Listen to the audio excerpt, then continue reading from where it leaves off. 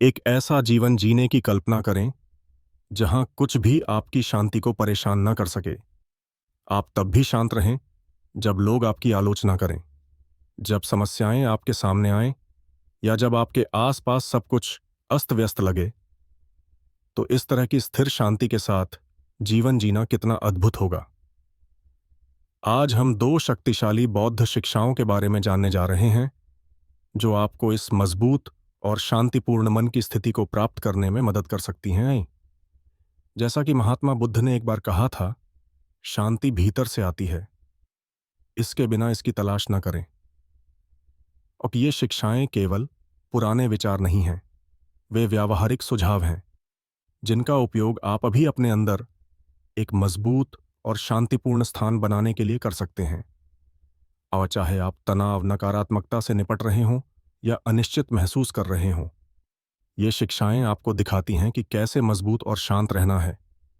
इसीलिए यदि आप अपनी आंतरिक शांति की जिम्मेदारी लेने के लिए तैयार हैं और यह सुनिश्चित करना चाहते हैं कि कुछ भी इसे परेशान न कर सके, तो सुनते रहें। क्योंकि यह वह ज्ञान हो सकता है जिसकी आपको तलाश थी।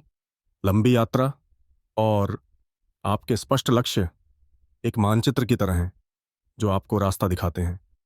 यह मानचित्र आपको चलते रहने की शक्ति देता है, चाहे रास्ता कितना भी कठिन क्यों ना हुआ, क्योंकि आप जानते हैं कि आप किस दिशा में काम कर रहे हैं। और यह इतना महत्वपूर्ण क्यों है?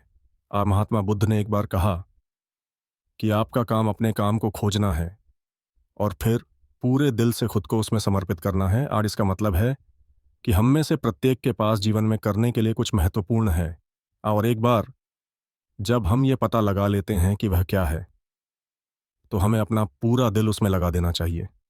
हर सुबह अपने दृढ़ उद्देश्यों के बारे में सोचने के लिए एक पल निकालें।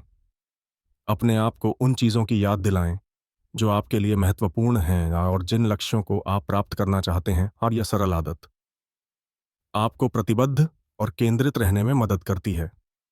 चाहे आप किसी भी चुनौती का सामना करें, आओ अपने उद्देश्यों को स्पष्ट रखने और खुद को नियमित रूप से उनकी याद दिलाने से आप अपने अंदर एक मजबूत आधार बनाते हैं। अयाबा आधार साच आपको आत्मविश्वास के साथ किसी भी चुनौती का सामना करने की शक्ति देता है। आज प्रत्येक दिन अपने दृढ़ उद्देश्यों के बारे में सोचते हुए उन्हें अपना मार्गदर्शक, अपनी प्रेरणा और अपनी शक्ति का स्रोत बनने दें। इस अभ्यास से आप जीवन में आने वाली किसी भी चुनौती से निपटने के लिए बेहतर तरीके से तैयार रहेंगे। और कोई भी चीज आपके संकल्प को हिला नहीं पाएगी। 2. अछूत बने। कल्पना कीजिए कि दूसरे क्या कहते या करते हैं, इसकी परवाह किए बिना आपके पास शांत और शांतिपूर्ण बने रहने की शक्ति है।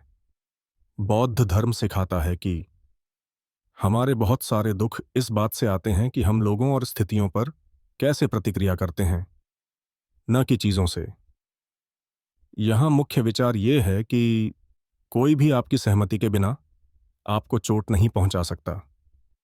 इसका मतलब यह है कि जब आप अपने आसपास क्या होता है इसे नियंत्रित नहीं कर सकते हैं, तो आप यह नियंत्रित कर सकते हैं कि आप इस पर कैसे प्रतिक्रिया करते हैं।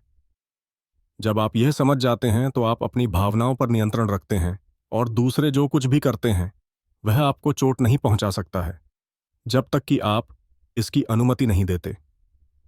आपको परेशान करने की कोशिश करता है तो आपके पास एक विकल्प है।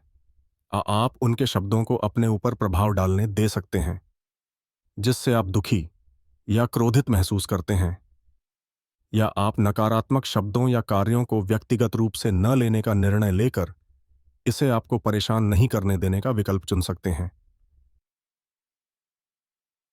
आप अछूत बन जाते हैं। इसका मतलब यह नहीं है कि बुरी चीजें नहीं होंगी या लोग चोट पहुंचाने वाली बातें नहीं कहेंगे, लेकिन इसका मतलब यह है कि ये चीजें आपकी आंतरिक शांति को परेशान नहीं करेंगी। आप शांत और केंद्रित रहें। चाहे बुद्ध ने बुद्धिमानी से कुछ भी कहा हो, आपको अपने क्रोध के लिए दंडित नहीं किया जाएगा कि आप अपने क्रोध से दंडित होंगे। इसका मतलब है कि जब आप क्रोधित होते हैं तो यह स्थिति नहीं है जो आपको चोट पहुंचाती है, यह आपका क्रोध ही है जो दर्द का कारण बनता है। और जब आप गुस्से में होते हैं तो आप ऐसी बातें कह सकते हैं या कर सकते हैं जिनका आपको पछतावा होता है और इससे और अधिक परेशानी हो सकती है। लेकिन यदि आप क्रोधित नहीं होना चुनते हैं तो आप इस तरह के दुख से खुद को बचाते हैं। तो आप अछूत कैसे बन सकते, जैसे अपने चारों ओर एक ढाल बनाना जो आपकी शांति को नुकसान से सुरक्षित रखे। आप इसका नियमित अभ्यास करने से आप पाएंगे कि समय के साथ कम चीजें आपको परेशान करती हैं। आप अंदर से मजबूत बनेंगे और दूसरों के कार्यों या शब्दों में आपकी शांति को भंग करने की शक्ति नहीं होगी। इसका मतलब यह नहीं है कि आप समस्याओं को नजरअंदाज कर दें या दिखावा करें कि वे मौजूद नहीं हैं।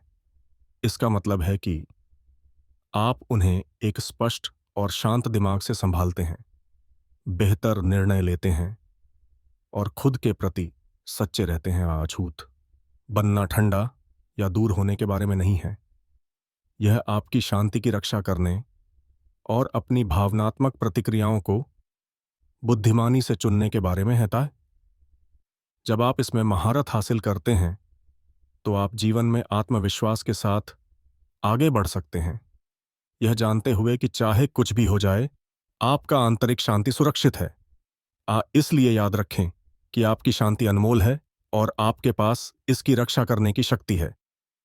अछूत बनना चुनें और कुछ भी आपके आंतरिक शांति को जीवन भर हिला नहीं सकता।